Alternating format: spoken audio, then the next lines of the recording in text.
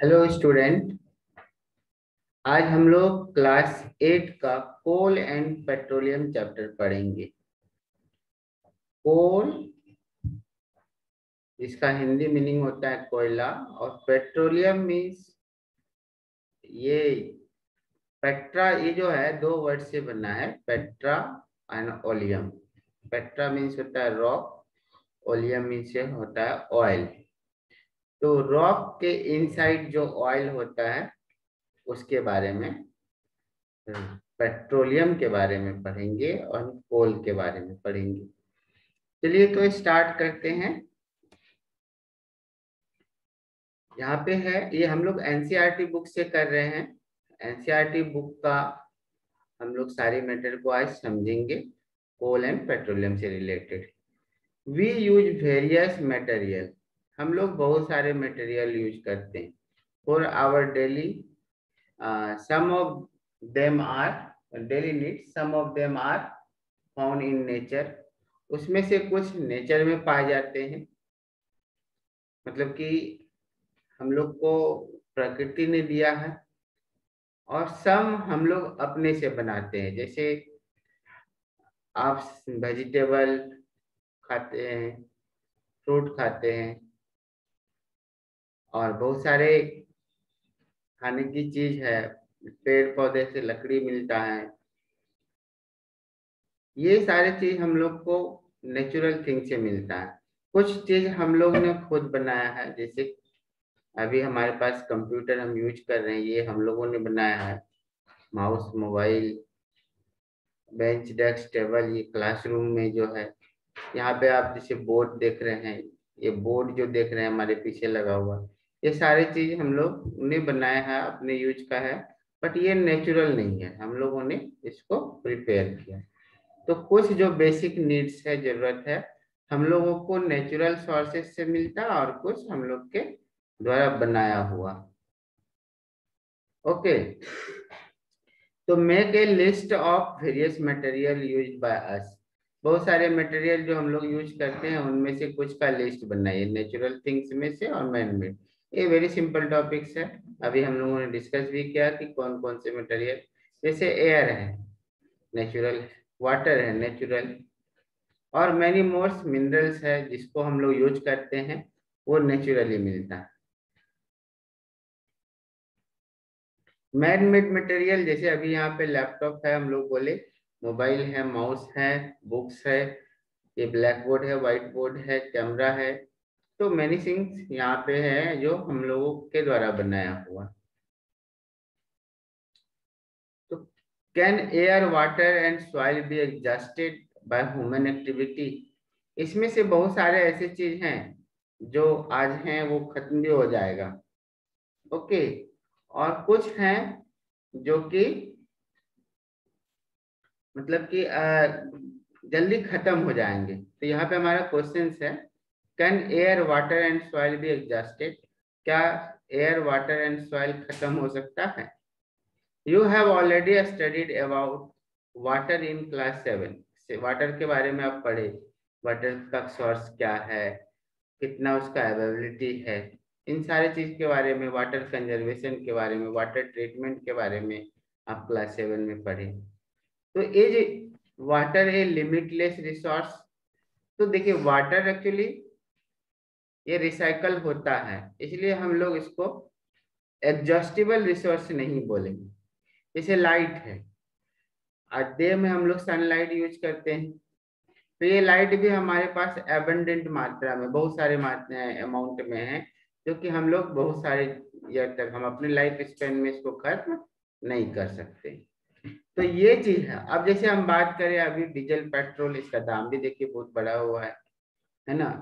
कोयला है, आप सुनते होंगे कि कोयला जो है हमारे यहाँ लिमिट है, कुछ दिन के बाद खत्म हो जाएगा। पेट्रोल, डीजल, केरोसिन है, कुछ दिन के बाद खत्म हो जाएगा। तो बहुत सारे ऐसे चीज हैं जो खत्म नहीं होगा, और बहुत सारे ऐसे चीज हैं जो कुछ दिन के बाद खत्म हो जाएगा। तो ये इस तरह से उसके अवेलेबिलिटी के अकॉर्डिंग टू उसका कितना प्रेजेंटेशन हम प्रेजेंट है हमारे एनवायरमेंट में, हमारे आसपास कितना है, या हम लोग कितना उसको प्रकृति से ले सकते हैं, उसके बेसिस पे रिसोर्सेस को दो भाग में बांटा गया, inexhaustible natural resources and exhaustible natural resources. Inexhaustible means जो खत्म नहीं होने वाला है। हमने यहाँ पे पढ़ा एयर, वाटर, सॉइल भी लीजिए, सनलाइट भी लीजिए, ये आपको क्या है, इनएग्जॉस्टिबल नेचुरल रिसोर्सेस है। These resources are present in unlimited quantity। इतना है कि हम अपने लाइफ स्पेन में जल्दी खत्म नहीं कर सकते, खत्म होगा ही नहीं। अभी ये सब मिलियनों ईयर चलने वाला है। कुछ ऐसे हैं रिसोर्सेस जिसको हम लोग अगर यूज करेंगे, बहुत ज्यादा रैपिडली यूज करेंगे, तो वो हमारे कुछ ही ईयर के बाद खत्म हो जाएगा, 100 साल के अंदर खत्म हो जाएगा। तो ऐसे रिसोर्सेस को हम लोग एग्जॉस्टिबल रिसोर्सेस कहेंगे। हाँ, the amount of this resources in nature is limited, they can be exhausted by human activity. Like forest, हम लोग देखिए फॉरेस्ट कितना कट कर रहे हैं, बिल्डिंग बनाने के लिए, मार्केट के लिए, घर बनाने के लिए, रोड बनाने के लिए। तो ये जो फॉरेस्ट है डे बाय डे बहुत ज्यादा डिक्रीज हो रहा है, इसका मात्रा कम होते जा रहा है, मतलब ये कम पड़ते जा रहे हैं इसकी संख्या। वाइल्ड लाइफ, जंगल में रहने वाले जो जानवर हैं, ये भी हम लोग के यूज के हैं, जो अभी कम संख्या होते जा रहा है। मिनरल्स, जैसे अभी हम लोगों ने बताया कि कोयला, कोल जो है, मिनरल्स बहुत सारे, जैसे कि आयरन का है, गोल्ड है, तो ये हमारे पास बहुत ज्यादा मात्रा में नहीं प्रेजेंट है, लेकिन हम लोग उसका ज्यादा यूज कर रहे हैं। तो ऐसे रिसोर्सेस, और दूसरा बहुत सारा है, पेट्रोलियम, नेचुरल गैस, ये सब हम लोग जिस रेशियो में यूज कर रहे हैं, आफ्टर सम टाइम क्या होगा, ये खत्म हो जाएगा, हमारे नेक्स्ट जनरेशन वाले को ये अवेलेबल नहीं होगा। तो ऐसे रिसोर्सेस को हम लोग एग्जॉस्टिबल नेचुरल रिसोर्सेस कहें। एग्जॉस्टिबल मीन्स खत्म होने वाला, नेचुरल मीन्स जो हम लोगों को नेचर से मिल रहा है, और resources useful things. Take some container, fill them with popcorn, peanut, roasted gram, toffee. Divide students into group of 7 each. Further divide each group into 3 subgroups and contain 1, 2, 3, 1, 2 and 4 students. Label them as first, second, third, fourth generation. तो हम लोग ये बोले कि यहाँ पे एक तरह का आपको फ्लो चार्ट बनाने के लिए कहा जा रहा है कि मान लीजिए कि जो अभी जो लेवल के स्टूडेंट्स हैं, या हम लोग जो पीपल हैं, हम लोग एक जनरेशन हो गए, इसके आगे वाला सेकेंड जनरेशन, फिर थर्ड जनरेशन, फोर्थ जनरेशन, इस तरह से जनरेशन तक में, क्या अगले जनरेशन तक में। अब यही है कि कहने का मतलब है कि ये जो टॉफी या कुछ है बांटने के लिए कह रहा है, तो जैसे अभी हम लोग अगर कम संख्या में रहेंगे, लोग हैं, तो सबको अवेलेबल है, और फिर हमारे जनरेशन में, जैसे हम लोग ये बात करें कि आपके, हम लोग एक छोटा सा एग्जांपल लेते हैं, अपने घर परिवार में लेते हैं कि सपोज हमारे दादाजी को अगर 2 कट्ठा जमीन था और उनके 2 लड़के थे, तो दोनों लड़के को 1-1 कट्ठा जमीन हो गया, और उसके बाद मान लीजिए उन दोनों लड़के को भी 2-2 लड़के हैं, तो अब उनके पास हाफ कट्ठा जमीन होगा, जो मतलब कि जितना पहले सफिशिएंट था लोगों को यूज करने के लिए, अब क्या होगा, उसको बहुत कम रिसोर्सेस मिल पाएगा। तो इसी तरीके से जैसे आप यहाँ पे टॉफी लीजिए, पप्पी नट लीजिए, रोस्टेड लीजिए, ग्राम लीजिए, टॉफी, तो ये एक तरह का एग्जांपल दिया है कि चलो इसको ग्रुप में बांट के देखो कि कितना कम रिसोर्सेस हम लोगों को अवेलेबल हो पाता है, इस चीज को समझने के लिए कि ये जो है रिसोर्सेस है, जितनी हमारी पॉपुलेशन बढ़ते जा रही है, उसके अकॉर्डिंग टू हमारा जो अवेलेबिलिटी होता है वो डिक्रीज होते जाता है, और क्या है कि ये नेचुरल रिसोर्सेस लैक हो जाएगा, फ्यूचर जनरेशन में खत्म हो जाएगा। इस बारे में चलिए, अब कह रहा है क्या, ये टॉपिक्स में से आपको वही समझाया गया है कि आखिर कैसे हम लोगों के पास रिसोर्सेज डे बाय डे कम होते जा रहा है। ठीक है, हम मान लीजिए कि एक हम लेते हैं कि एक हमारे पास ये क्या कुछ खाने वाला चीज ले लेते हैं, मान लीजिए कि बिस्किट ले लेते हैं, ब्रेड ले लेते हैं। एक ब्रेड है और खाने वाले 2 हैं, तो हाफ हाफ मिलेगा। अगर खाने वाले की संख्या 4 हो जाए तब फिर क्या होगा, हाफ का हाफ मिलेगा। तो क्या उसका फुलफिलमेंट रिक्वायरमेंट है पूरा होगा? नहीं होगा। मीन्स रिसोर्सेस कम पड़ते जाएंगे और ह्यूमन को क्या होगा, प्रॉब्लम होगा। जैसे ये हमारा जनसंख्या पॉपुलेशन इंक्रीज करते जा रहा है। Assume that the edible in the content, यहाँ पे जैसे कि आप देखिए खाने वाली चीज की हम लोगों ने बात किया, उसी तरह से पीपल को कम मिलते जाएगा। तो इसी तरह से हमारे पास जो फॉसिल फ्यूल जो है, कोल एंड पेट्रोलियम, टॉपिक हमारा इस चैप्टर में फोकस्ड है कोल एंड पेट्रोलियम पे, तो हम लोग उसकी बात करेंगे। ये रिसोर्सेस भी हमें लिमिट क्वांटिटी में मतलब अवेलेबल है नेचर से। तो ये जो लिमिट क्वांटिटी में है, तो हमारे नेक्स्ट जनरेशन वाले को अगर हम जिस स्पीड से यूज करते जा रहे हैं, हमारे नेक्स्ट जनरेशन को ये नहीं मिल पाएगा। आइए अब बात करते हैं fossils fuel. What is fossils fuel? तो इस चैप्टर में जो टॉपिक्स है, जो ये कोल एंड पेट्रोलियम है, ये दोनों फॉसिल्स फ्यूल है। एक्चुअली फॉसिल्स होता क्या है, जो प्लांट या एनिमल जब मर जाते हैं, डेड खत्म हो जाता है, तो उसके जो रिमेनिंग्स होते हैं, इस रिमेनिंग्स को हम लोग फॉसिल्स कहते हैं। अगर यही फ्यूचर में फ्यूल के रूप में यूज हो, तो हम ऐसे फ्यूल को फॉसिल्स फ्यूल कहते हैं। यानी ये जो कोल एंड पेट्रोलियम है, हमारे पास्ट टाइम में ये डेड हुआ और हमारे नेचर में डिकम्पोज होकर के आज एक फ्यूल के रूप में हमारे पास अवेलेबल है, और इसको हम लोग फॉसिल्स फ्यूल कहते हैं। हाँ, देर कह रहा है फॉसिल्स फ्यूल बहुत ईयर पहले, मिलियनों ईयर पहले ऐसा माना जाता है कि किसी भी नेचुरल डिजास्टर का, जैसे अभी हम लोग जानते हैं भूकंप हो जाए, कहीं वोल्केनिक इरप्शन हो जाए, समुद्र के मतलब सुनामी आ जाए, तो इससे क्या होता है, लार्ज स्केल में लिविंग ऑर्गेनिज्म डिस्ट्रॉय हो जाता है। और ये लार्ज स्केल पे जब ऑर्गेनिज्म डिस्ट्रॉय होता है, जमीन के अंदर दब जाता है, मिलियनों ईयर के बाद उसके ऊपर बहुत सारे क्या कहते हैं, मतलब कि डस्ट पार्टिकल, सॉइल, मिट्टी सबसे दबते जाता है, और फिर लास्ट में वो फ्यूल में चेंज हो जाता है। इस टॉपिक को हम लोग यहाँ पे पढ़ेंगे अभी डिटेल में कि फॉसिल्स, यही फ्यूल जो है हमें फॉसिल्स फ्यूल मिलता है, क्या कहलाया जाता है। ओके, समझ में आ रहा?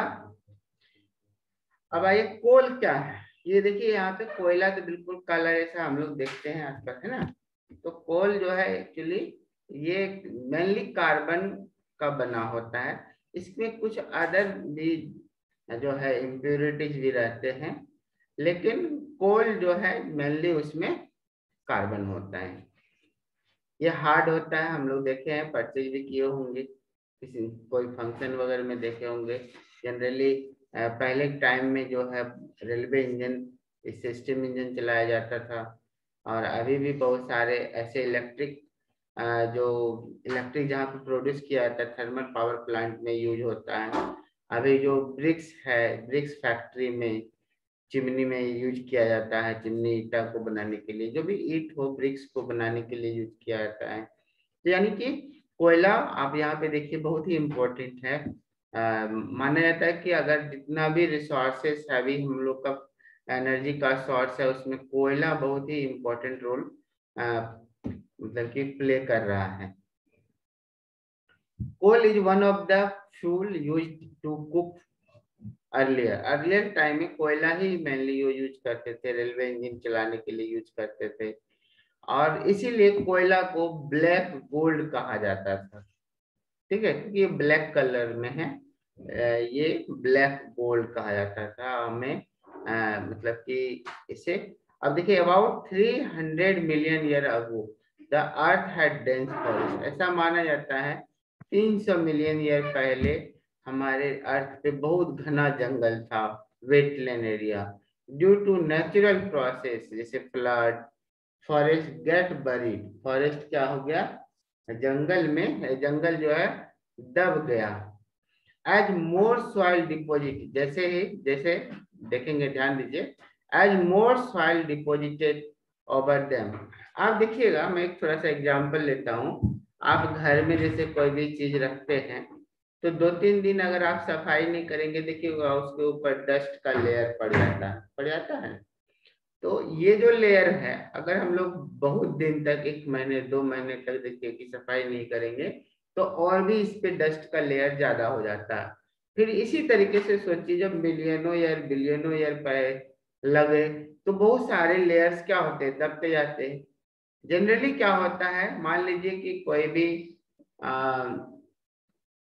नेचुरल फेनोमेना के कारण जमीन के अंदर ये दब गया, उसके ऊपर भी धीरे धीरे दूसरा लेयर, तीसरा लेयर जाते गया और वो बहुत अंदर दब गया, और जिससे उस पे हैवी ज्यादा प्रेशर क्रिएट हो गया, हाई प्रेशर एंड टेम्परेचर। हम लोग जानते हैं कि जैसे जैसे अर्थ के नीचे हम लोग जाएंगे तो वहां पे टेम्परेचर ज्यादा होते जाता है।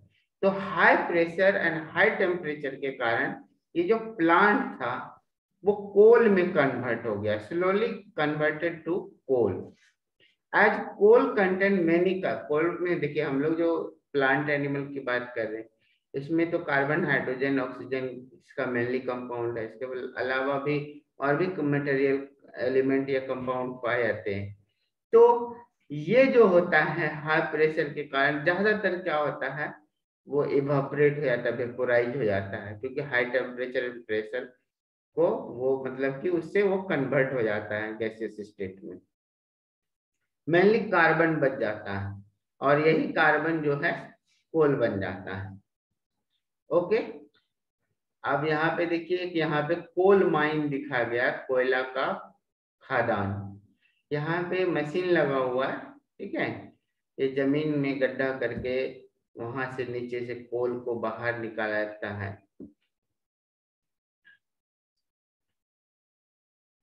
व्हेन हीट, ये कोयला को जब आप गर्म करेंगे, ये कोल क्या होता है, जलने लगता है और क्या होता है, हीट एनर्जी प्रोड्यूस करता है।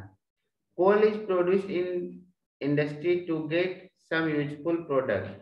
कोल का यूज फैक्ट्री में कुछ और भी यूजफुल मटेरियल जैसे coal, coke and coal tar and coal gas produce करने के लिए यूज किया जाता है। क्या क्या किया जाता है, coke, coal tar and coal gas. ये कोक क्या है, it is tough, porous and black substance, means actually ये भी कोयला ही है। टफ हार्ड हो गया, पोरस मींस उसमें थोड़ा सा स्पेस ज्यादा होता है कंपेरेटिवली, एंड ब्लैक होता है क्योंकि मेनली कार्बन होता है। तो it is almost pure form of carbon. Coke जो है प्योर फॉर्म में होता है, Coke is pure form of carbon. Coke is used in manufacturing steel, क्योंकि इसमें मेनली कार्बन होता है। जब इसको बर्न किया जाता है तो ज्यादातर कार्बन जो है जल, मतलब कि कार्बन डाइऑक्साइड, और मतलब कि केमिकल रिएक्शन होता है तो वो ऑक्सीजन से रिएक्ट करके कार्बन डाइऑक्साइड और हीट प्रोड्यूस करता है। मीन्स बहुत ज्यादा हीट प्रोड्यूस करने के कारण इसको स्टील फैक्ट्री में, मतलब कि जो आयरन का फैक्ट्री है उसमें यूज किया जाता है मेटल को पिघलाने के लिए, मेल्ट करने के लिए। अब आइए कोल टार क्या है, it is black thick liquid. Coal tar भी ब्लैक थिक लिक्विड।